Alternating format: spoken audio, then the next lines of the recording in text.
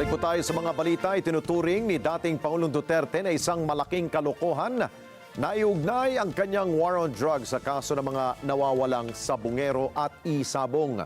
Binanggit ni Vice President Sara Duterte na inaasahan na nila ang ganitong alegasyon tulad ng ginawang pag-atake sa kanyang tanggapan. Kunin natin ang live report ni Madeline Villar Moratillo. Mads. Yes, Alex, para nga sa mga Duterte, hindi na bago ang pag-uugnay na ito ng Department of Justice sa kaso ng mga nawawalang sabungero at pag-uugnay sa war on drugs dahil noon pa naman ay sinisimulan na yung pag-atake sa kanilang pamilya. Sinabihan ko siya na there is an attempt to link him to the missing sabungeros case. So sabi niya that is preposterous.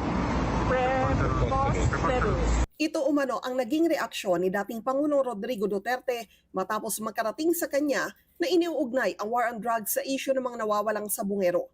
Sa nakaraang panayam, una nang sinabi ni Justice Secretary Boying Remulla na may nakita silang koneksyon sa ilang suspect sa war on drugs at isabong. Ang ilang pumapatay kasi umano sa war on drugs, sila rin ang sangkot sa isabong. Sabi naman ni Vice President Sara Duterte, inaasahan naman na nila ang mga ganitong pag-atake laban sa kanila. It is expected because we saw it early on with their attacks to my office, no? So that was September 2023. Tumanggi namang magkomento si Remulla sa pahayag na ito ni Duterte.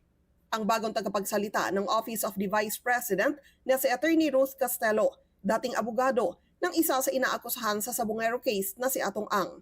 Sabi ni Castelo, 2007 na maging kliyente niya si Ang sa plunder case na kinakaharap nito. As soon as he was released from Bikutan in 2009, that was the end of our lawyer-client relationship. He was never my lawyer again. We remained friends, yes, but his own activities, his endeavors, his own businesses, I had nothing to do with anymore. Kinumpirma naman ng Department of Justice na may ibang lugar pa silang tinitignan sa Taal na sinasabing pinagtapunan naman ng mga biktima ng war on drugs. There are a few more sites that are possible areas na ginamitan kasi yung fish cage area that disposed of the remains of these people. Pero meron pa tayong alam na ibang lugar which probably was used not for isabong but for something else. May hinuhukay na rin anyang 3 bangkay sa Batangas ang DOJ na pinaniniwala ang biktima ng war on drugs. Pero nais ding alamin ng DOJ kung kasama ito sa nawawalang sabungero. There were some victims found in 2020 that were just buried by the police because nobody claimed them in the Pulinaria. We are exhuming them now as we speak because we have to find out who these people are. Sabi ng DOJ, magse-set up na rin sila ng isang DNA bank.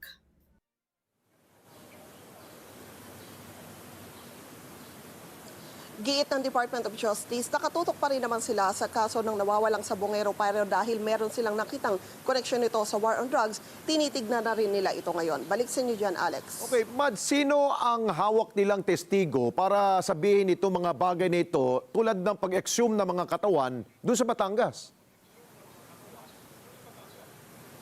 Alex, sa ngayon ay walang ibang binabanggit na testigo muna yung Department of Justice. Ang sinasabi nila, marami raw mga informant yung lumapit sa kanila at nagbigay ng mga impormasyon. Sa ngayon ay wala munang partikular na mga personalidad o pangalan na binabanggit ang DOJ patungkol dito, maliban sa pagbanggit ng salitang informant.